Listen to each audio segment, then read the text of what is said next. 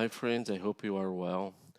I will show in this video how to join several Excel files within Power BI. Important, the files must be the same folder in your desktop.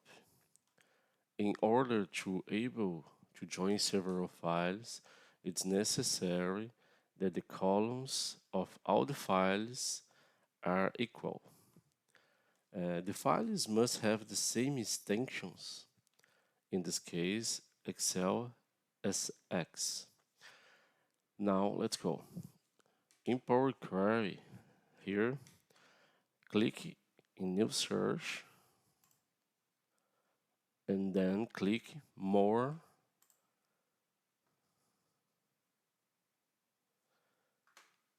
Here in Folder, Connect. Now you locate the folder where the fields you want to measure are located. Okay.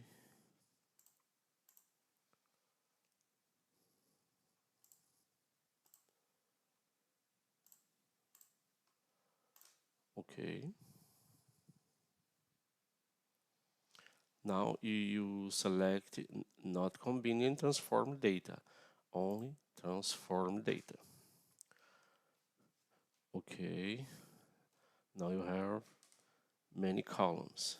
Select only to first and now right click on first or second, no problem. Uh, Remove other columns. Okay. Now you go to add a column, custom column. In this name, uh, I use content. Sorry, content 2. Now insert this formula. Excel workbook. Select the content. Now, OK.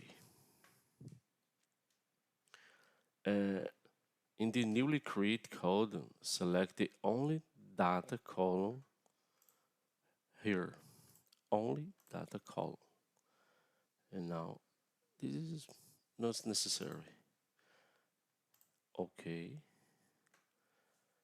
Now, you have the data in this column. Now, click in this icon and you see all columns your data. Okay. Well, remove this first content column. Okay. Now just process the data. I hope I helped you in this case.